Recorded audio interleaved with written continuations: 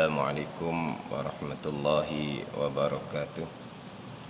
Alhamdulillahi rabbil alamin.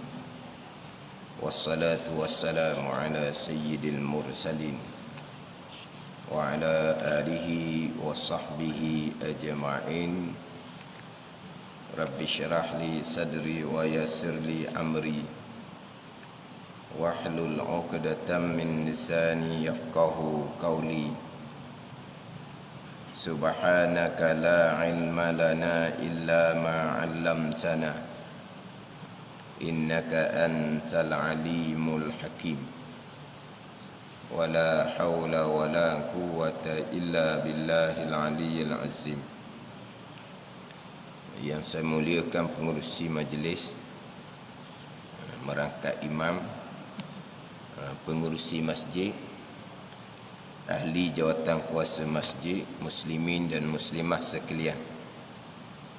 Alhamdulillah, sama-samalah kita memanjatkan kesyukuran kepada Allah Subhanahu wa taala kerana dengan limpah kurnia daripada Allah Subhanahu wa taala, selepas daripada selesai kita mendirikan solat maghrib berjemaah, kita dapat sama-sama berada di dalam majlis ilmu, majlis zikir, majlis yang dinaungi oleh para malaikah, kerana para malaikah sangat suka kepada majlis ilmu, majlis yang terang sampai ke langit, majlis yang diredai oleh Allah Subhanahu wa taala.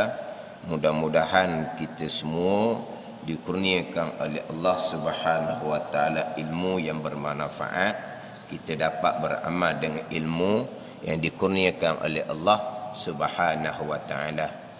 Yang mana kita maklumlah, untuk berjaya apa-apa perkara mestilah berlandaskan kepada ilmu. Apa-apa perkara, apa-apa pekerjaan yang kita nak lakukan mestilah berlandaskan kepada ilmu, didahulukan dengan ilmu. Sama ada pekerjaan perkara dunia, sama telah perkara yang berkaitan dengan agama yang diwahyu oleh Allah Subhanahu wa taala kepada rasul-rasul. Nabi sallallahu alaihi wasallam bersabda, "Man arada dunya fa alaihi bil ilm, wa man arada al akhirah fa alaihi bil ilm, wa man aradahuma fa alaihi bil ilm." Nabi kata, sesiapa yang menghendaki dunia, maka atasnya ilmu, lazim atasnya ilmu. Dan sesiapa yang menghendaki akhirah, maka lazim atasnya ilmu. Sesiapa yang menghendaki dunia dan akhirah, maka lazim atasnya ilmu. Orang yang nak dunia mestilah ada ilmu. Tapi orang nak dunia ni mestilah ada ilmu. Orang ni tak ada isu. Orang ni sepakat. Sepakat tak? Sepakat, kita kata sepakat dengan tok nenek benar. Bukan sepakat mak ayah.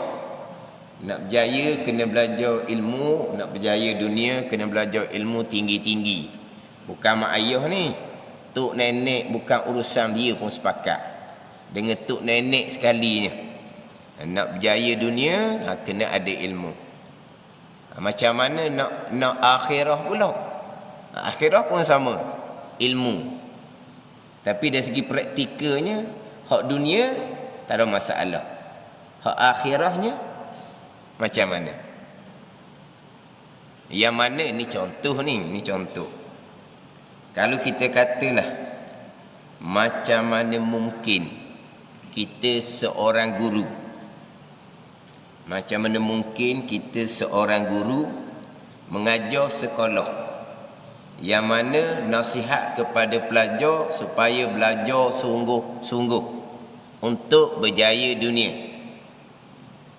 Mana mungkin seorang guru yang kita kata di sekolahnya duduk nasihat semua pada pelajar-pelajarnya, untuk berjaya kena belajar sungguh-sungguh, bukan belajar sikit-sikit. Tak ada barangkali cikgu dia pesan kepada anak murid dia belajar koda-koda, boleh baca, boleh boleh ngira, cukup lah. Dunia sementara je, cukup dah. Setakat boleh baca, setakat boleh ngira, maknanya tak tipu dia orang dah, cukup lah. Nak pergi ke mana sangat belajar ilmu dunia? Cikgu ni cikgu. Ada tak? Ada seumpama tu. Pastilah cikgu dia beri nasihat semua, beri semangat semua untuk berjaya kamu. Kamu kena belajar ilmu dunia sungguh-sungguh. Jadi mana mungkin cikgu yang seumpama ni contoh, bukan cerita cikgu, ni contoh. Sampai masa untuk berjaya akhirah nak buat amal ibadah, belajarnya tak ambil cikgu yang sama. Mana mungkin berlaku seumpama tu. Kita sebagai cikgu nasihat pelajar ni, belajar rajin-rajin, belajar sungguh-sungguh untuk berjaya dunia. Sampai masa orang yang sama, jadi mana mungkin tiba-tiba apabila kemudian duduk di masjid surau, nak buat ibadah, perbanyakkan ibadah, ilmu agama tak ambil. Jadi mana mungkin jadi seumpama tu. Ilmu agama padang dah, kita belajar dah kan masa budak-budak. Semayang kita belajar dah masa budak-budak rukun 13. Belajar dah. Baca Al-Fatihah, budak-budak kita belajar dengan ustaz kita hak ajar Quran kita alif beta tu. Padang dah waktunya. Agama gitu je. Tapi tadi macam di sekolah tak ada pun dipesan anak murid dia belajar sekolah ilmu dunia sementara, tak usah belajar tinggi-tinggi lah budak-budak. Belajar semua. Belajar setakat pandai baca, pandai nulis. Kena buang lalu ni dah. Kalau cikgu bawa gitu dah. Kalau cikgu bawa gitu, bukan agama. Dia suruh anak murid dia belajar setakat pandai baca, pandai nulis. Lepas tu sudah lah. Jadi 2, 3, berhenti sekolah. Apa? Pandai baca, pandai nulis. Siapa yang nasihat salah begitu? Cikgu sekian. Kena pecah pun tadi. Wallahualam lah. Tapi tak ada. Tapi mana mungkin seorang cikgu umpama yang selalu nasihat pelajar supaya belajar sungguh-sungguh, belajar tinggi-tinggi. Tapi bila pergi pada akhir agama, apa dah kita belajar dah semayang masa budak-budak. Kita betul dah Fatihah masa budak-budak. Mana mungkin jadi seumpama tu. Ada ni. Panggil apa ni? Tak terbayang di kepala otak kita. Dunia sementara, so belajar tinggi-tinggi, bukan sementara sebelum mati ilmu dunia ni. Ilmu dunia ni sementara, bukan sementara sebelum mati. Sementara sungguh. Umur 50-60 pecing dah. Ada peduli lagi ilmu dunia. Kalau duk belajar zaman-zaman dulu, duk mutalaah lagi. Buku SPM ke, buku STP ke, duk mutalaah lagi. Baca lagi lah. Tengok tu. Bukan kata ilmu dunia sementara sebelum mati. Masih hidup pun. Selama mana kita guna ilmu dunia pada masa hidup? Tapi ilmu agama ni untuk nasib kita di hari akhirat yang selama-lamanya. Jadi mana mungkin padang dengan ilmu-ilmu budak-budak. Tak padang gitu. Sama lah. Pernah satu ketika tu. Tapi salah faham ni, tak ada cerita hak cikgu ni. Macam mana ustaz Allah, susah sungguh lah. Dia orang mengajar, dia bercakap. Orang mengajar, dia bercakap. Masalahnya dia bukan orang yang tidak berpelajaran, dia kata. Orang cikgu pecing, dia kata. Cikgu juga. Cerita ni lah cerita orang. Dia tidak kenal cerita orang. Tapi dia baik bercakap. Orang mengajar dia baik bercakap. Dah dia cikgu sekolah rendah, kalau menengah, sekolah rendah. Cikgu lah, bukan ustaz cikgu. Jadi, cuba buat tanya dia. Masa dia ngajar sekolah rendah tu, ngajar ilmu dunia, tak kira lah sains ke apa ke. Masa dia mengajar di sekolah rendah tu, ada tak pelajar dia bercakap? Tanya dia, ada tak pelajar dia bercakap? Ini ilmu dunia ni. Dalam bilik darjah. Hak dicakap tu depan ngajar ilmu agama. Sedang iktikaf dalam masjid. Lain dah tu. Depan duduk ngajar ilmu agama. Kemudian iktikaf dalam masjid. Sekarang cikgu ngajar ilmu dunia. Dalam dia ni hak kelas darjah tu, kelas sekolah tu. Ada dok budak-budak pelajar dia bercakap? Tak ada. Sekolah rendah tak? Sekolah rendah. Jadi macam mana mungkin kita orang tua boleh bercakap dalam majlis ilmu agama? Itu sekolah rendah aja. Lepas tu macam mana kalau cikgu tu sendiri, kalau pelajar dia bercakap? Macam mana kiraan dia? Marah dan ambil tindakan. Dan macam mana dia boleh bercakap? Sebagai orang tua dalam majlis ilmu agama ketika iktikaf dalam masjid. Ni semua ni panggil apa ni? Semua ni panggil pelik-pelik belaka. Sepatut tak berlaku perkara seumpama tu. Dengan kita jaganya disiplin belajar ilmu dunia, macam mana disiplin belajar ilmu agama sama telah lah. Tapi tadilah macam mana mungkin kita tekan pada pelajar-pelajar kita untuk berjaya dunia, belajar sungguh-sungguh, belajar tinggi-tinggi, tapi untuk berjaya akhirah kita sendiri tak mau belajar. Mana mungkin seumpama tu, sama telah kita kena belajar sungguh-sungguh, sebab ini untung nasib kita di hari akhirat yang selama-lama ilmu yang sebenar. Ilmu dunia bukan ilmu sebenar. Tadilah bukan hanya ilmu dunia tu nak pakai sebelum mati. Tengah-tengah hidup pun ilmu dunia tu tinggal dah. Tak ada dah. Tak peduli dah. Bukan kata sampai ke mati, masih hidup nak pakai dah ilmu dunia yang sementara. Jadi kita nak berjaya agama, tidak ada jalan melainkan ilmu. Tempat ilmunya di masjid lah. Tempat ilmunya di masjid. Dia ilmu agama ni di sekolah pun ada, tapi tak padam lah tu. Tempat ilmunya di masjid. Maknanya kena fokuskan kepada hak kuliah agama. Tadi nampak sepitah lalu tadi, masjid ni ada Al-Misbahul Munir, Tauhid sifat 20.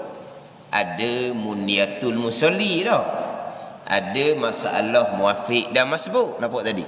Secara sepitah lalu. Muafiq masbuk itu berkaitan dengan syarat untuk sah berjamaah. Itu fardu ain belaka dah tu. Padahal itu fardu ain belaka. Tu tengok sepitah lalu lah. Hak kita nak fokusnya kepada tauhid, fiqh dan tasawuf. Sebab apa? Sebab untung nasib agama kita. Berjaya agama, berjayalah dunia dan akhirat. Tidak berjaya agama, maka tak berjayalah kita dunia dan akhirat. Nak berjaya agama mesti lengkap rukun agama, Islam, iman dan ihsan. Daripada Islam, iman dan ihsan ni lah ulama ambil daripada Al-Quran dan hadis. Ulama pecah ilmu kepada tauhid, fiqh dan tasawuf untuk memudahkan kita menyusun pengajian kita. Nak menyusun pengajian, jadi buat satu-satu mata pelajaran asing-asing. Tauhid, fiqh, tasawuf, sumbernya Al-Quran dan hadis.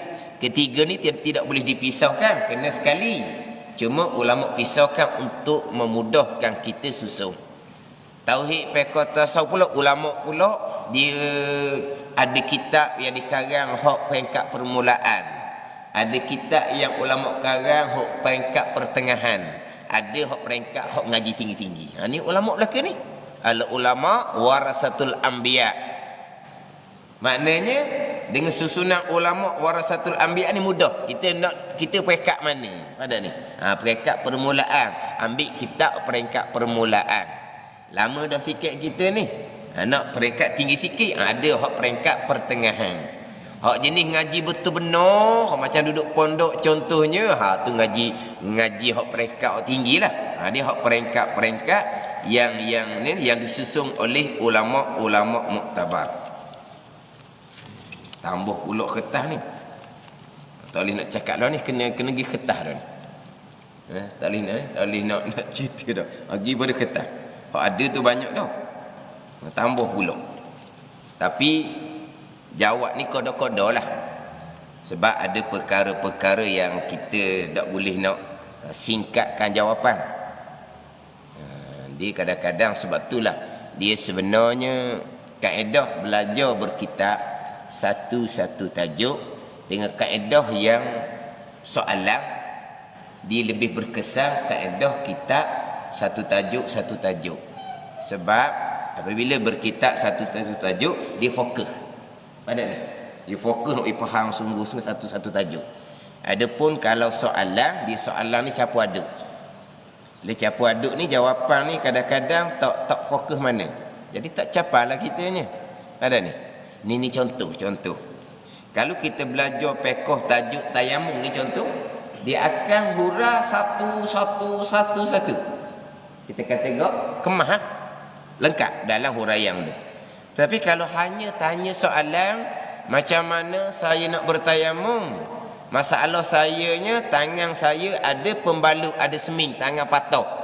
Macam mana saya cara nak bertayamum? Jadi nak jawab tu lekas sangat tak capai juga. Nak jawab terperinci satu soalan tu lah, tak ada lah. Ada ni. Jadi kalau betul-betul belajar kitab fiqh tajuk tayamum, dia fokus situ. Sama tak dia cerita muafiq masbuk. Macam mana saya ni mari tu lambat dah sikit. Tu imam sedang begiam. Lepas tu macam mana saya ni muafiq ke masbuk? Kalau saya muafiq saya nak buat macam mana? Tu nak cerita macam mana? Dia kena ngaji hak buku masalah masbuk, kena faham suti kitab tu. Barulah abang clear molek. Jelira tak, bukan general. General tu tidur. Jelira molek. Dia kena satu-satu tajuk. Ni. Sebab kadang-kadang ada orang ketika ustaz yang mengajar ada kitab, dia baca kitab bagus, tapi dia orang tak peduli, dia tak heran. Kitab pun tak ada, dia heran. Dia nak tunggu soalan. Kita tak boleh ilmu seumpama tu. Kita fokus pada kitab molek, lepas tu ada untuk soalan. Kita tengok soalan pula tambahan. Tapi yang kita fokus kitab lah, sebab ustaz tu baca kitab. Sekarang ada ustaz tu baca kitab, hidup buat. Siapa ada soalan? Ni nak tunggu soalan. Tak jadi ngaji gitu. Ada ni. Memang Tok Guru pun kadang-kadang dia baca kitab, lepas tu hujung tu ada soalan. Tapi Tok Guru tu sebenarnya dia fokus pada kitab juga. Soalan tu untuk masalah hak terdesak pada dia. Masalah hak nak tahu sekarang. Nak tunggu kitab masuk tajuk itu. Lambat masuk tunggu tajuk tu. Jadi soalan ni hak perkara yang mendesak sekarang, maka dia perselit soalan. Pada ni. Tapi hak dia fokusnya pada kitab yang ustaz tu ajar, baru kena cara pengajian. Mana kena fokus kepada hak kitab. Kalau soalan ni gitulah. Ada soalan yang nak jawab cara rekah tu takut jadi fahamnya kok lain. Hak soalan hak kebetulan hak bola atas ni soalan bab akidah. Patut bawah tu nampak banyaknya hak fiqh lah bawah tu. Soalan akidah satu. Ustaz saya ada dengar orang mengajar kata semua berlaku adalah kehendak Allah. Orang mengajar ni kata ni semua yang berlaku adalah kehendak Allah. Lepas tu saya ni berpegang macam mana? Tak apa hak saya tu. Hak saya ada dengar orang mengajar kata semua berlaku kehendak Allah. Kemudian hak saya yang bertanya ni apa hak dia pegang, wallahu a'lam lah. Orang mengajar ni kehendak Allah.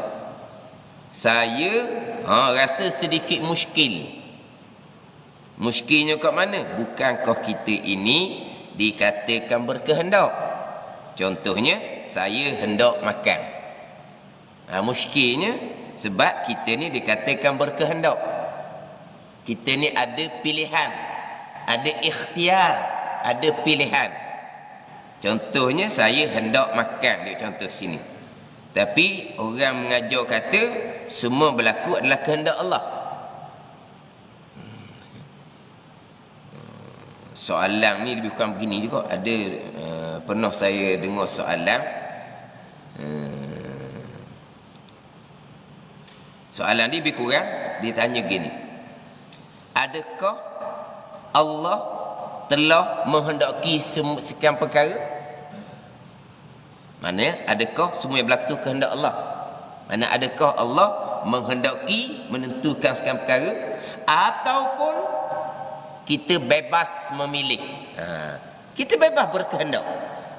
Dia ada soalan seumpama tu.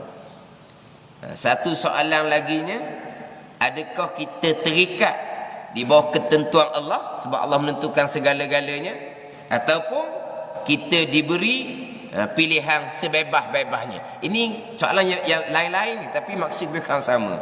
Macam di sini punya soalan. Orang mengajar kata semua berlaku adalah kehendak Allah.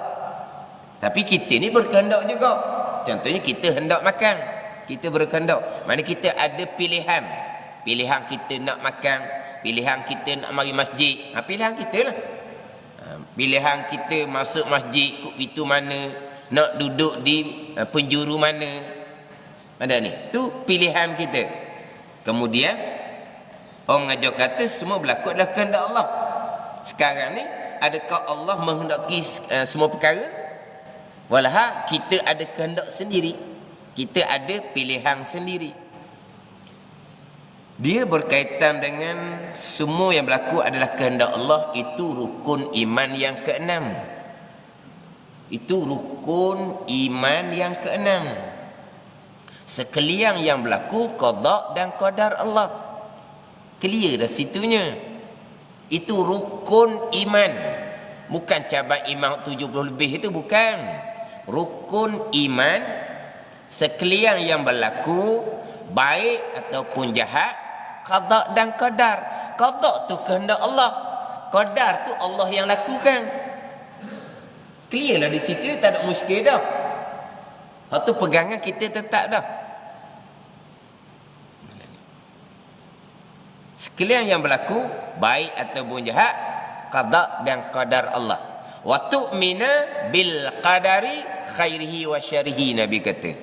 Engkau beriman dengan kehendak Allah dan perbuatan Allah, baik iman dan taat, kehendak dan perbuatan Allah, jahat, kufur dan maksiat, kehendak dan perbuatan Allah.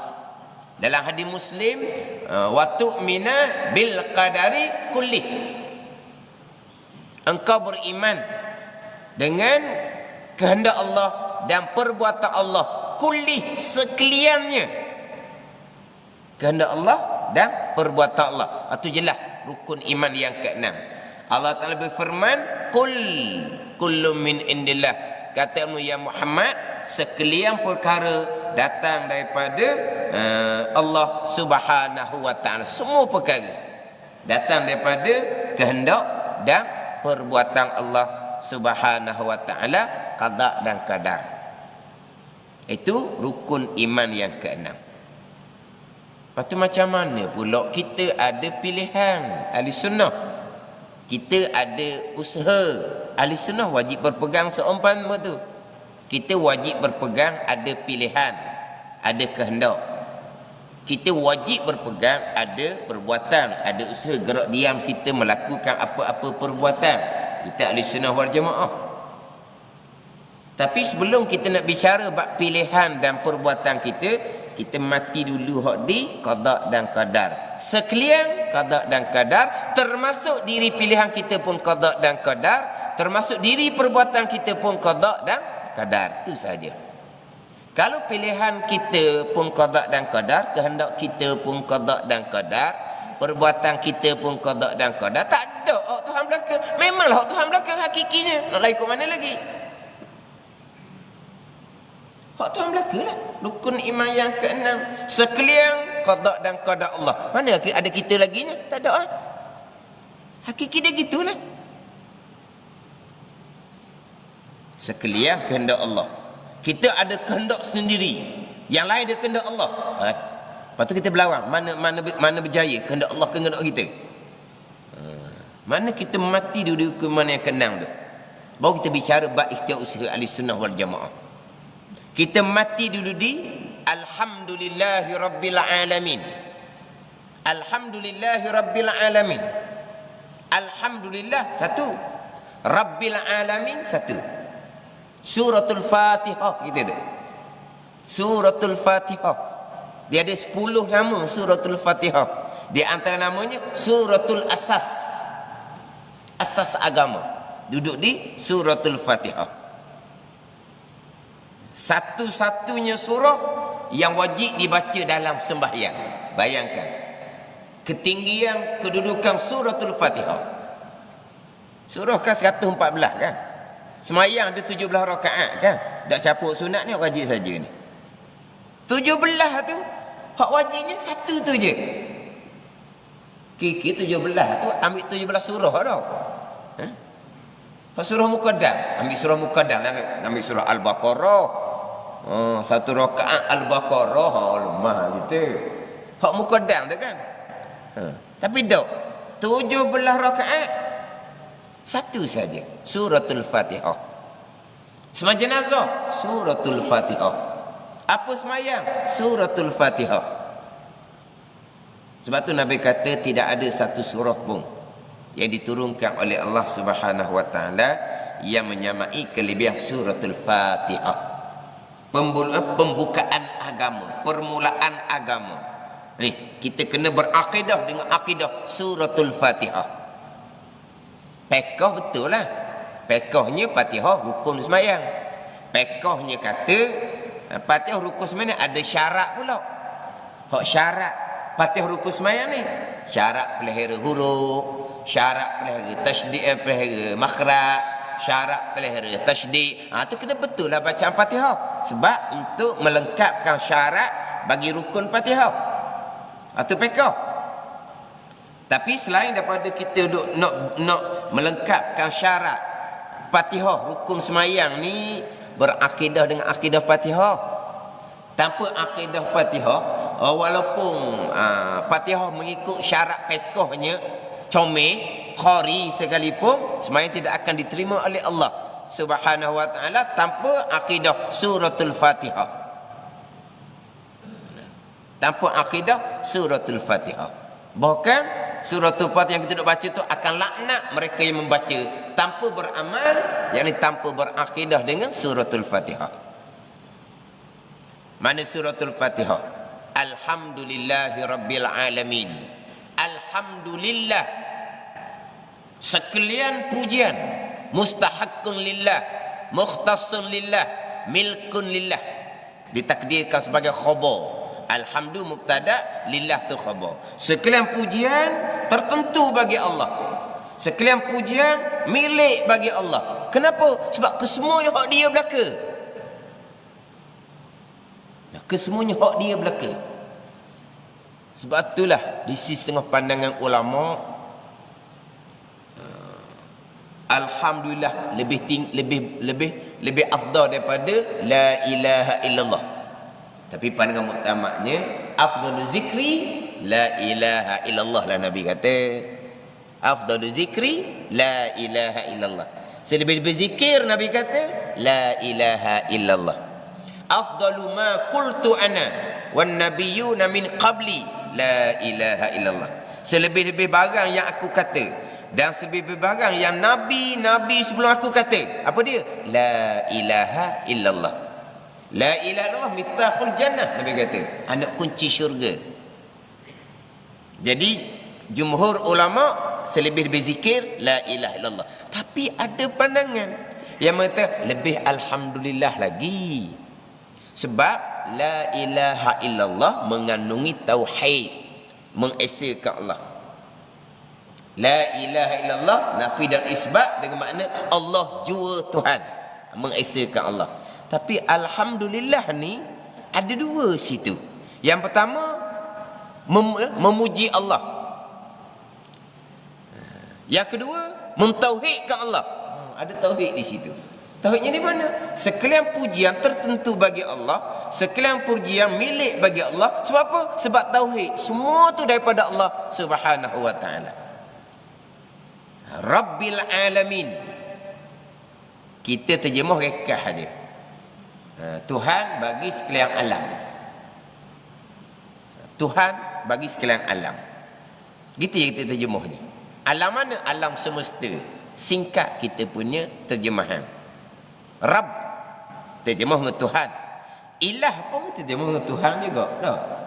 La ilaha illallah, tiada Tuhan melainkan Allah. Rabbil alamin, Tuhan bagi sekalian alam. Jadi Rabb, ilah terjemahan sama, Tuhan. Rabb lain, ilah lain. Rububiyah, uluhiyah lain. Ilah ni sembahan yang sebenar. Tiada Tuhan yang disembah dengan sebenar melainkan Allah. Itu ilah. Rabb pula, terjemah di Rabb ni dari segi bahasa Arab, dia ada 15 makna. Rabb ni, dia ada 15 makna. Jadi Rabb ni Tuan yang hakiki, Tuan yang sebenar-benarnya. Tuan itu apa makna? Tuan yang menjadikan, Tuan yang mengatur, Tuan yang mencipta, Tuan yang memiliki, Tuan yang membela, yang mengasuh, yang mendokong, yang menyara. Itu Rabbil Alamin. Allah mana? Allah Tuan bagi sekalian alam. Allah Tuan. Hak dia belaka. Dia panggil apa tu? Tauhid, mengesakan Allah pada perbuatan. Hak Allah Ta'ala belaka. Allah ni Rabb, Allah ni Tuan. Tu hak rukun iman yang ke-6 tu. Sekalian qada dan qadar Allah. Lepas tu kenapa tadi ahli sunnah wajib berpegang ada pilihan dan perbuatan? Iyyaka na'budu wa iyyaka nasta'in. Akan dikau ni kami yang sembah. Akan dikau ya Allah, kami yang minta pertolongan. Fatihah sandar kepada, sembah kepada kami, kita. Minta pertolongan, Fatihah sandar kepada kami yang minta pertolongan. Dan kita berakidah dengan akidah Quran. Maka kita pun berpegang, kami ada kehendak, kami ada pilihan, kami ada usaha, kami ada perbuatan, itu usaha. Tapi kehendak kami, pilihan kami, perbuatan kami, hakikinya duduk di bawah Rabbil Alamin. Di situ je.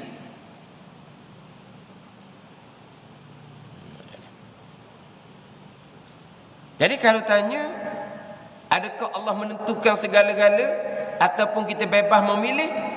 Hakiki sebenar-benarnya segala-gala adalah ketentuan Allah dan perbuatan Allah. Dan kita diberi pilihan, kita diberi pilihan sebebas-bebasnya pada zahir. Pada zahir. Kehendak kita bebas tak? Pada zahir. Nak makan, nak bangun, nak duduk, nak pergi situ, nak pergi sini, bebas tak? Kehendak kita, pilihan kita bebas ke tak? Bebas. Bebas kehendak kita. Tidak ditarik-tarik, dipukau-pukau, tak ada. Ke macam mana? Kita nak bangun, kehendak kita terikat, tak bangun. Kita nak bergerak, tak boleh gerak, terikat, tak boleh bergerak, tak ada. Pilihan kita bebas. Bebas pada zahir. Kita nak kehendak makan ke, kehendak nak minum ke, kehendak kita bebas. Tidak terikat pada zahir. Tapi hakiki kehendak kita, itulah qada dan qadar Allah Subhanahu wa ta'ala. Habis kata sudahlah. Kita terikat dengan qada qadar ataupun diberi kebebasan. Kita terikat pada hakikinya kepada qada dan qadar, rukun iman yang ke-6. Kita diberi pilihan pada zahir. Itu saja. Tapi dia kena letak molek antara dua ni. Salah letak, terundur, Jabariyah, out. Salah, terlajak, Qadariyah, lagi berat. Jabariyah berat dah ni, terundur. Qadariyah lagi berat daripada Jabariyah. Kita nak letak akidah Ahlussunnah wal Jamaah. Kemah moleklah akidah suratul Fatihah. Semua yang berlaku adalah kehendak Allah. Memanglah rukun iman yang ke-6. Bukan kehendak Allah saja, kehendak Allah dan perbuatan Allah. Kehendak Allah qada, perbuatan Allah qadar. Kehendak Allah iradah, perbuatan Allahnya qudrah.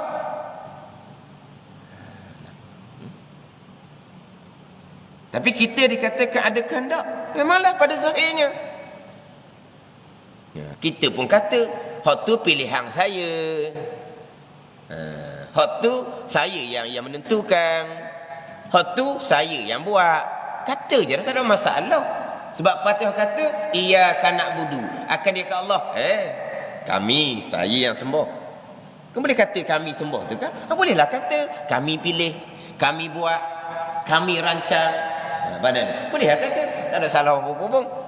Tapi apa yang kami pilih, apa yang kami rancang, apa yang kami buat, itulah dia qada dan qadar Allah Subhanahu wa ta'ala. Bukan kehendak, bukan pilihan. Qada dan qadar terdetik di hati pun qada dan qadar.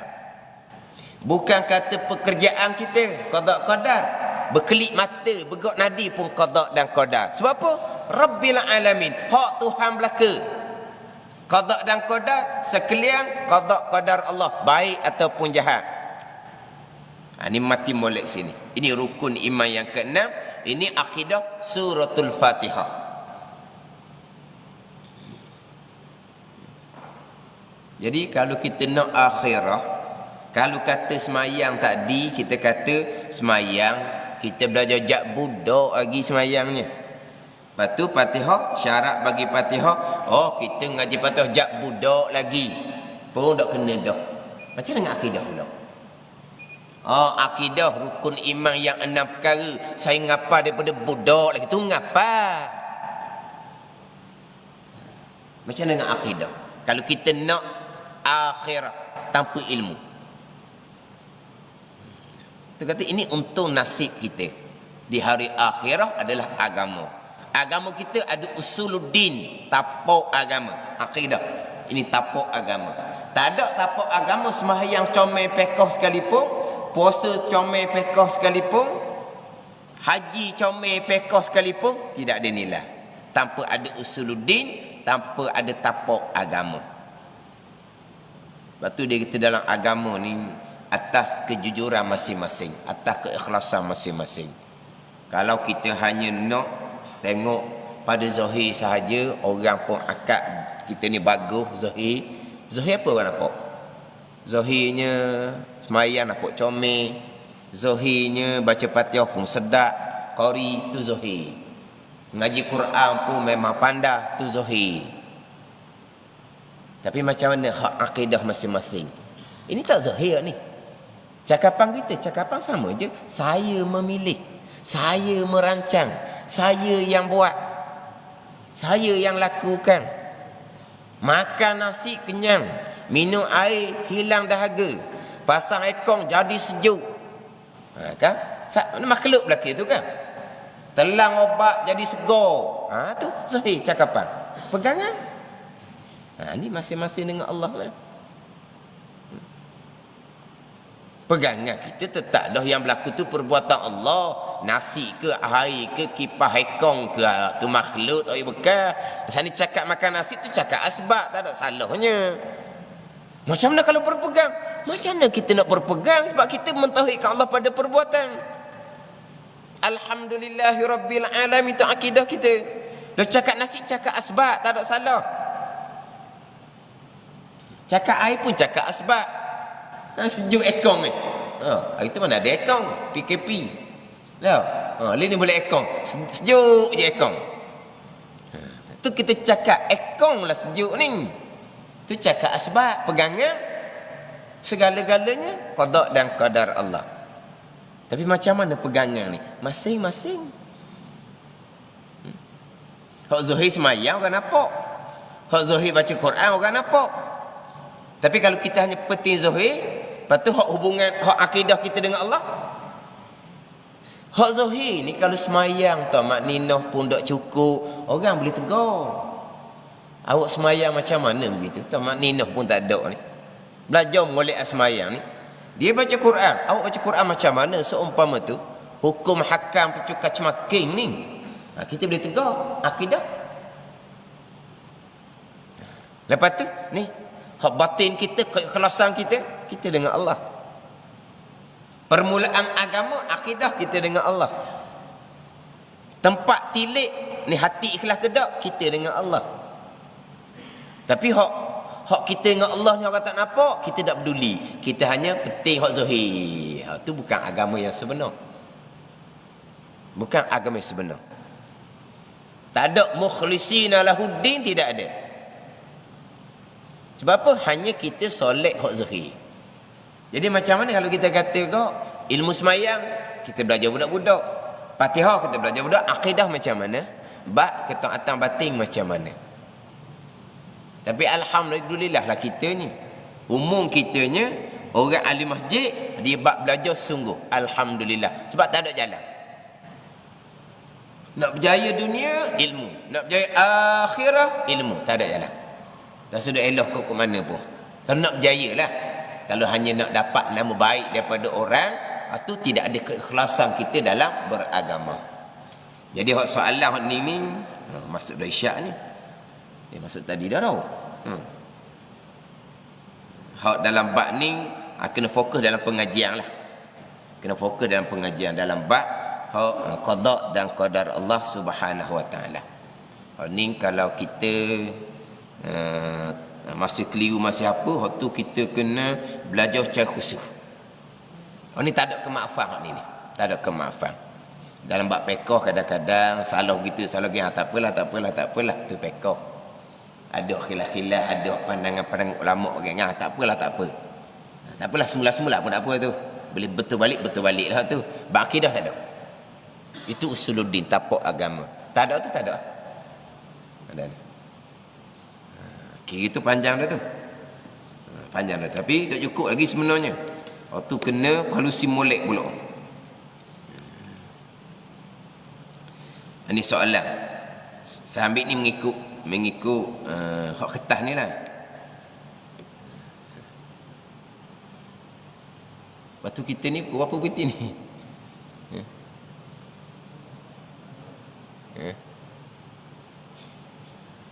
Tak, kita tanya pukul apa berhenti soalan ni. Tak kira lah berapa pun, kita tak kira soalan, kira masa.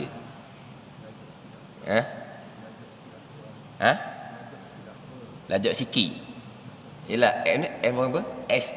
Extra time. Gitu. Extra time ni kalau ada gangguan dalam perlawanan baru ada extra time. Kalau tak ada gangguan, tak ada extra time. Kita kuliah tak ada gangguan tadi. Serik je. Dia soalan sini ni, musim PKP sekarang terpaksa digunakan keseluruhan masjid untuk digunakan solat Jumaat, sehingga kawasan beranda dan pentas apa itu ni digunakan untuk solat Jumaat. Beranda harim tepi-tepi tau. Lepas tu pentas, ada pentas. Ada suku. Ada suku. Pentas. Biasa tempat tu untuk benda, untuk berehat. Mana? Tetamu. Mana ada tepi tu. Maknanya kalau ada kuliah dalam masjid, orang hik lipah boleh duduk terpentas tu lah. Soalan saya, sah ataupun tak solat tahiyatul masjid di kawasan ini, kerana saya dimaklumkan kawasan ini bukan kawasan masjid. Kalau pentas tu memang bukan masjid. Pentas tu memang bukan masjid. No. Beranda harim bukan masjid. Dia boleh dijadikan masjid sekalian, boleh dijadikan masjid hanya ruang solat. Itu atas pembinaan. Pembinaan daripada pihak berkuasa, masjid ni ruang utama solat sahaja, ataupun halaman kiri kanan, halaman belakang, masjid belaka. Ini kiri kanan dan belakang tu bukan ada ruang luar belakang. Ada tak? Tak ada kapek tau. Ada kapek ke? Atau mozaik. Mozaik belakang tu. Jadi sekarang ni beranda kiri kanan, lepas tu belakang mozaik. Masjid Muttaqin ni, masjidnya hak mana? Atas masjid lah, hak mana?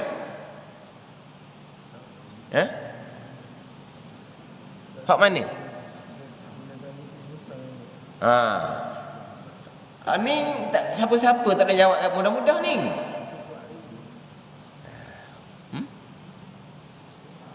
Keseluruhan. Atap, tidak ada kaitan atap. Tidak ada soalan atap. Dia boleh jadikan hanya ruang solat masjid.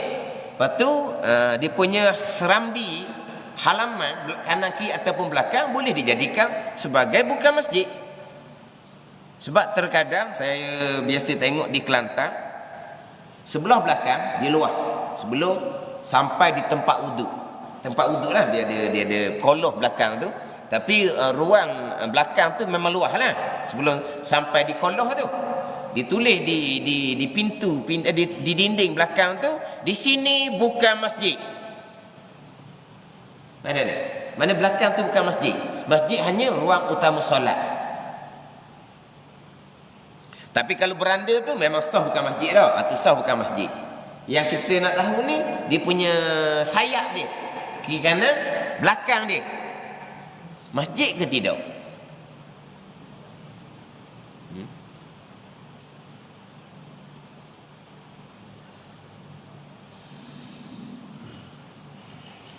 Dia kalau bukan masjid, memang tidak sah semaya sunat tahiyatul masjid.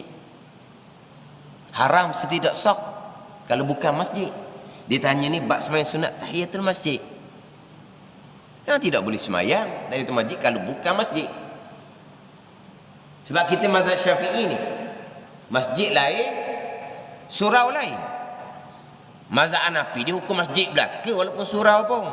Serambi-serambi tu masjid belaka dalam mazhab Hanafi. Kita mazhab Syafi'i, masjid-masjid yang kita niatkan sebagai masjid yang tidak jadi tempat semayang, musalla je lah tempat semayang.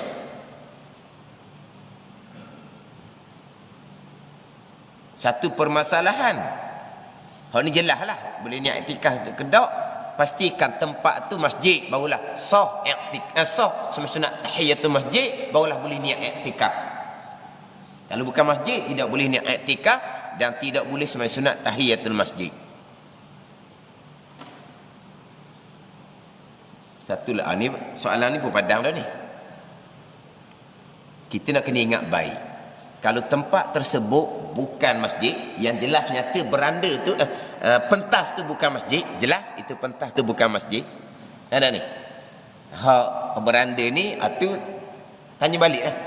Hak jelasnya pentas tu bukan masjid. Maka tidak ada sembahyang sunat tahiyatul masjid. Orang yang mari lambat, khatib naik atas mimbar dah, dia tidak boleh semayang atas petah tu walaupun nak qabliyah Jumaat sekalipun. Sebab apa? Khatib sedang berkhutbah, tak boleh semayang sunat. Boleh semayang atas nama tahiyatul masjid, boleh. Kita semayang qabliyah Jumaat mari lambat tu, tapi tempat kita semayang adalah masjid. Kita jadi boleh semayang kerana tahiyatul masjid walaupun kita tidak niat tahiyatul masjid, kita hanya niat qabliyah Jumaat sekalipun. Kalau tempat tu bukan masjid, contohnya di tanah yang kita apotika tu bukan masjid, khatib sedang berkhutbah, haram setidak sah semayang sebarang sembahyang. Yang boleh hanya tahiyatul masjid. Di manakah boleh semayang tahiyatul masjid? Di ruang masjid. Walaupun kita semayang bukan niat tahiyatul masjid, kita niat qabliyah Jumaat sekalipun. Kena ingat molek situ. Kita kan waktu khatib berkhutbah dah, kita mai sunat kan qabliyah Jumaat. Itu dalam masjid. Boleh, bahkan disunatkan dalam mazhab Syafi'i dengan Hanbali. Kalau mazhab Hanafi Maliki, khatib berkhutbah semayang tahiyatul masjid pun makruh dah, tak boleh dah. Duduk lalulah. Tu Maliki Hanafi tak boleh. Tapi tak boleh pun makruh jelah. Kita mazhab Syafi'i Hanbali, baru masuk masjid, khatib sedang berkhutbah, semayanglah qabliyah Jumaat tu. Dan niatlah sekali dengan tahiyatul masjid. Saja aku semayang sunat sebelum Jumaat dan tahiyatul masjid. Niat apa? Kapuh dua. Kalau tak kapuh, boleh pahala tahiyatul, boleh pahala qabliyah Jumaat. Tahiyatul masjid boleh pahala ke tak? Khilaf ulama sebab kita tak niat. Tapi boleh tak semayang qabliyah Jumaat tu? Boleh, atas nama tahiyatul masjid. Ruangnya mana? Ruang masjid, bukan taftah. Pada ni. Kemudian satu lagi, apabila sembahyang tu sudah membabitkan kawasan bukan masjid, kawasan yang bukan masjid, antara atas pentah tu nak pergi pada tu imam, jangan ada halangan seumpamanya pintu. Jangan pintu ditutup. Sebab kalau sekeliangnya masjid, tutup pintu pun tak apa, kunci pintu pun tak apa, duduk luar tu. Kita tutup pintu sebab aircon. Lepas tu hak kiri kanan, hak belakang. Kalau masjid tak ada isu. Kalau bukan masjid, wajib kena buka pintu tu, baru sah orang di belakang tu. Kalau tak buka pintu, orang luar tak sah. Kalau bukan masjid.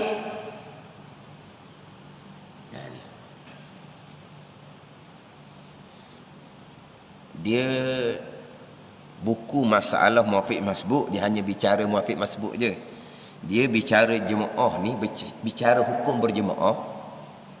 dalam kitab Wisyaul Afrah contohnya, ataupun kitab saya baca di Masjid Pengantin Baru Malaysia tu, dia ada 12 syarat untuk sah sembahyang berjemaah. Bukannya mafik masbuk. Dia ada 12 syarat. Suci daripada hadas, suci daripada najis, menghadap kiblat, menutup aurat, itu syarat sah sembahyang. Ini nak ngaji syarat sah berjemaah. Kalau syarat sah berjemaah tak cukup, batal sembahyang. Bukan batal fadilat jemaah, bukan. Batal sembahyang. Bukan hanya mafik masbuk ni. Kita nak kena tahu dalam bab berjemaah, dia ada 12 syarat dalam kitab Wisyaul Afrah. Di antara syaratnya berkaitan kedudukan.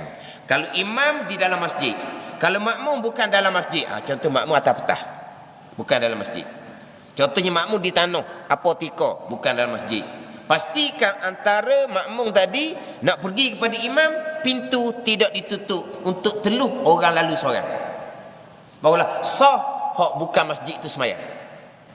Bukan sah berjemaah ni, sah semayang.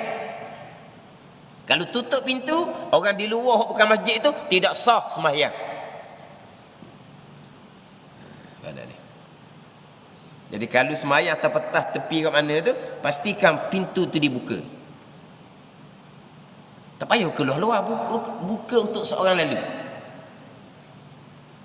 Tetapi kalaulah semua sembahyang di masjid, pintu tutup rapat, tak ada masalah. Kalau imam dalam masjid, makmum pun dalam masjid, itu lain hukum.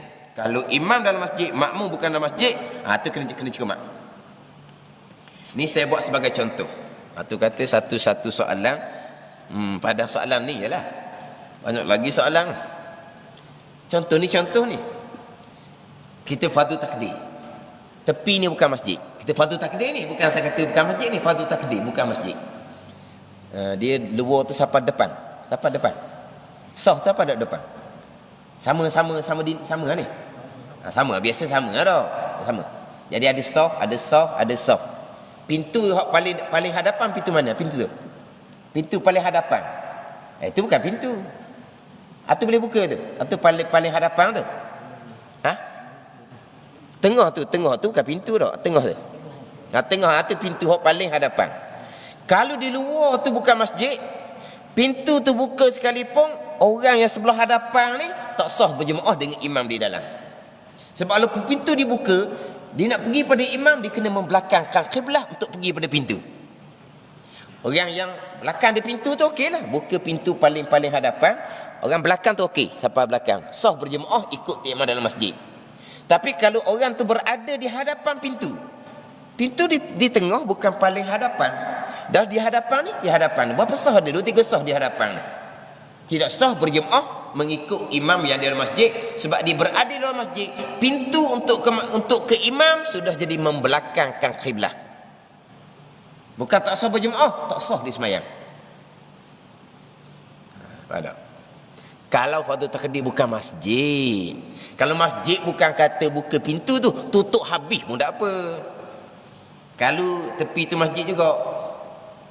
Berbeza hukum, imam, makmum sama-sama dalam masjid. Imam dalam masjid, makmum di luar masjid. Imam bukan dalam masjid, makmum bukan dalam masjid, macam musolla, macam surau. Sama-sama bukan dalam masjid. Itu kena cermat. Kalau sama-sama bukan dalam masjid, imam pun bukan dalam masjid, makmum pun bukan dalam masjid, maka antara imam dengan makmum jangan terhalang walaupun dengan tabir. Orang perempuan. Jangan terhalang walaupun dengan tabir. Kalau surau tu tutup tabir sepenuhnya, belakang boleh pergilah, belah depan terhalang dengan tabir. Tabir ni kalau kita langgar boleh terselok je, tidak kira. As-satrul muwakhkhar dipanggil. Satrul muwakhkhar ni tabir yang terhulur sekalipun, orang belakang tabir tu tidak sah semayang mengikut imam di hadapan, sebab sama-sama bukan masjid. Kalau surau, musolla yang bukan masjid, imam bukan dalam masjid, makmum perempuan pun bukan dalam masjid, kalau ditutup sepenuhnya tabir itu, tidak sah perempuan yang dalam tabir itu. Kalau masjid, ni masjid, bubuh apa tengah tu pun antara lelaki dan perempuan tak ada isu, sebab sama-sama dalam masjid.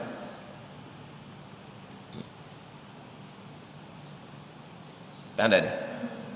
Oh, ni saya sebut pandangan muktamad dalam mazhab Syafi'i. Kalau berlaku-berlaku dah, buat senyap sudahlah. Itu benda khilaf. Itu benda khilaf. Mana kalau kata surau, tapi tutup rapat pun buat senyap okeylah, tak ada masalah.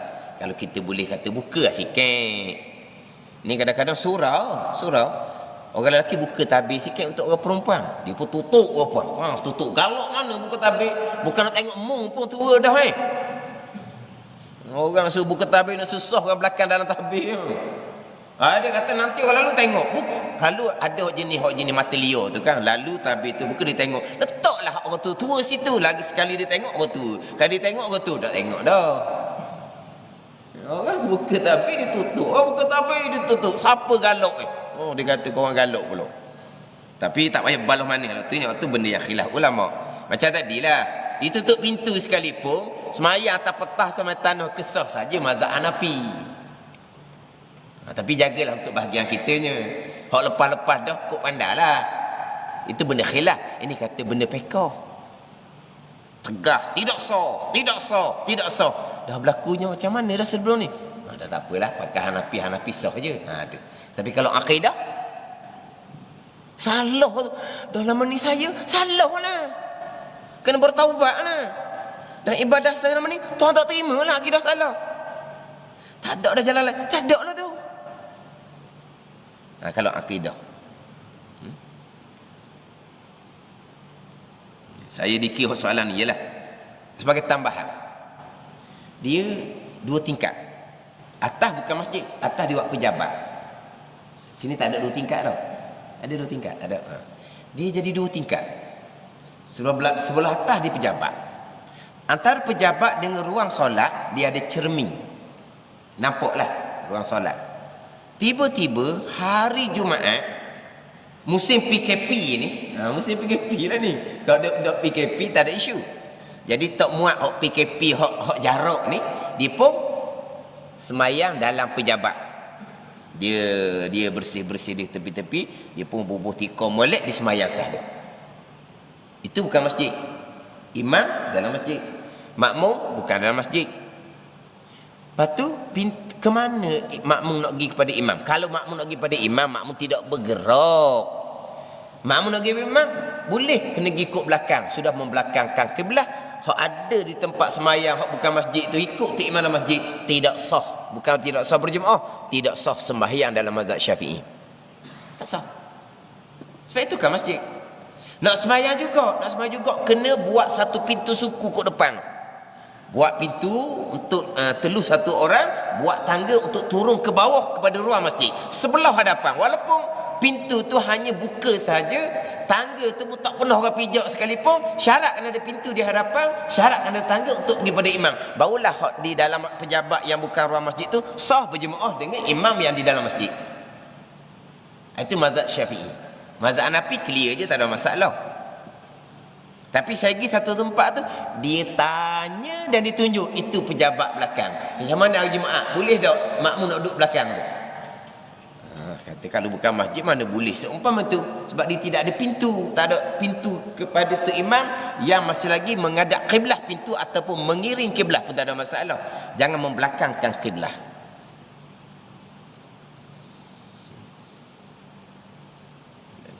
Sama lah dengan masalah yang saya sebut tadi ni. Kalau di luar tu bukan masjid, lepas tu takdirnya bukan masjid.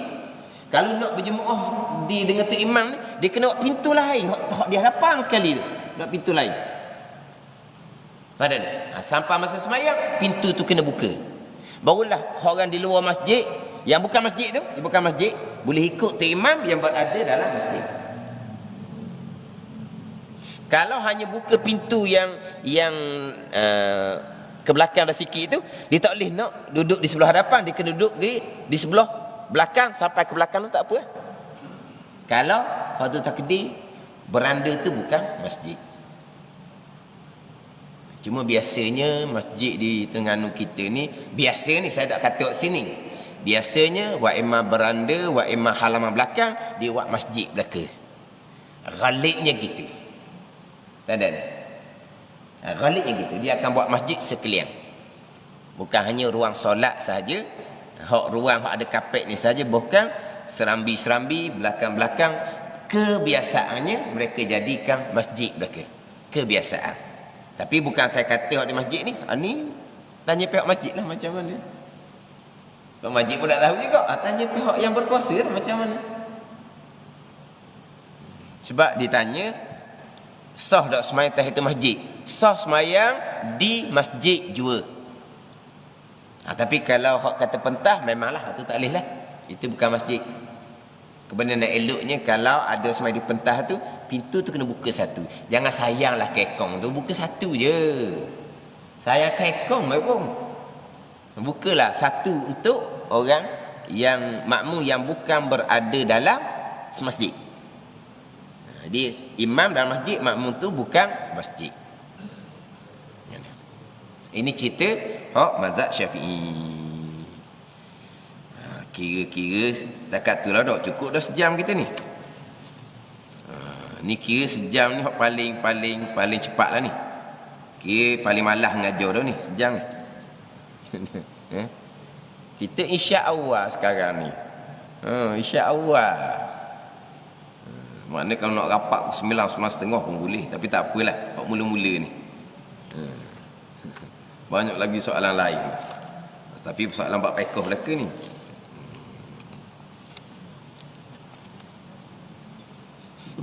Tak apa dah. Ni saya nak baca je ni. Soalan dia pelik ni.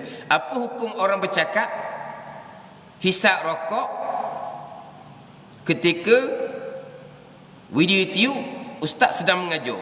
Nak cerita payah ni. Dah reti nak cerita ni. Dia tengok orang mengajar dalam video YouTube. Dia bercakap, dia isap rokok. Mana kira? Ataupun kita kata, dia tak pakai baju. Macam tu. Pusat jelek. Nak kata mana kita? Dia makan. Dalam orang mengajar tu, YouTube. Dia makan. Kak makan. Ni ada live sini tau. Cuba tanya orang tengok YouTube. You apa tak tahu? Makan pun tak tahu. Lepas tu nerak pun tak tahu. Nak kata apa ke? Lepas tu dia tanya macam mana adab. Tu wallahu alam lah tu Kita apa-apa pun kita nak jaga berlaku, walaupun kita seorang pun. Seorang pun ada adab dia. Seorang pun ada adab. Seorang dalam bilik mandi, seorang je ada adab. Tutup aurat. Telanjang boleh je, tak ada orang pun. Adab tutup aurat, ada kain basahan. Apa tu setakat nak mandi dah adab. Tapi kalau nak telanjang, okey je. Gitulah. Nak cerita dalam bilik mandi, tengah mandi pun masih lagi ada adab. Gitu je lah. Tapi orang ni dia tanya, belajar dalam YouTube. Biasalah tengok YouTube kan. Pergi situ, pergi sini, tengok pula. Lepas tu pergi situ, pergi sini, tengok pula. Gitulah. Lepas tu tak sama. Orang yang hadir majlis ilmu takkan nak sama. Hadir majlis ilmu, langkahan, tiap-tiap langkahan tu kebajikan mereka tu. Lepas tu hadir majlis ilmu, niat iktikaf pula dah. Wuduk memang sahih. Niat iktikaf pula. Dan nak bandinglah dengan hak ikut live tu. Tapi hak ikut live tu kerana dia tidak ada pilihan. Dia duduk jauh-jauh. Tapi orang kita ni selepas di PKP ni, hak duduk dekat pun tengok live juga. Lepas tu komen, saya berada dalam masjid, saya berada di rumah. Goyak juga berada di rumah, maknanya dekat-dekat je tu. Tapi orang hak tak. Tapi dak dia nak kata orang ni dekat dah dekat pun kadang-kadang orang perempuan ni dia banyak urusan di rumah. Badan ni. Tapi nak cerita kalau orang duduk jauh-jauh tu dia tak ada pilihan. Okey je lah. Sama ke tak dengan orang menghadir majlis ilmu? Takkan nak sama. Lepas tu adabnya, penting adab dalam majlis ilmu. Hak tu atas masing-masing lah. Molek ke tak molek, sambil-sambil duduk dengar orang mengajar YouTube, isap rokok pula. Kebu. Hak tu kira-kira lah waktunya. Dia tanya soalan, hak tengok YouTube. Kitanya, hak ni, majlis ilmu, kita kena ada adab kita sendiri. Kita berada dalam masjid yang etika dan ada adab ketika kita belajar. Jadi setakat itulah untuk kali ini. InsyaAllah kalau ada kelapangan kesempatan kita boleh lagi lah bertemu Mudah-mudahan Allah Ta'ala kurniakan kita semua ni ilmu yang bermanfaat. Kemudian ada kalau terkasar bahasa ke percakapan yang perkataan yang tak sesuai ke, minta maaf banyaklah. Ini hak pertama kali. Pertama kali tau. Pernah tak saya mari sebelum ni? Sebab dia kata saya pernah mari sini. Ada. Tak pernah. Singgah semayang tu pernah lah. Singgah semayang pernah. Tapi kata tak pernah mari lagi sini rasanya. Mari tu pernah marilah, mari semayang. Rasa-rasa untuk kuliah ni pertama kalilah. Jadi kalau ada tersilap tu minta maaf banyaklah. Jadi setakat itulah wallahu alam. Wassalamualaikum warahmatullahi wabarakatuh. Bismillahirrahmanirrahim. Alhamdulillahirabbil alamin. Wassalatu wassalamu ala sayyidil mursalin wa ala alihi wa sahbihi ajma'in. Allahumma ftah alaina futuhal arifin. Allahumma allimna ilma akdamin wa fahimna famasabikin warzuqna ruqat talibin. Allahumma zidna ilman wa alhiqna bis salihin. Wa sallallahu ala sayyidina Muhammad wa ala alihi wa sahbihi wa sallam. Walhamdulillahi rabbil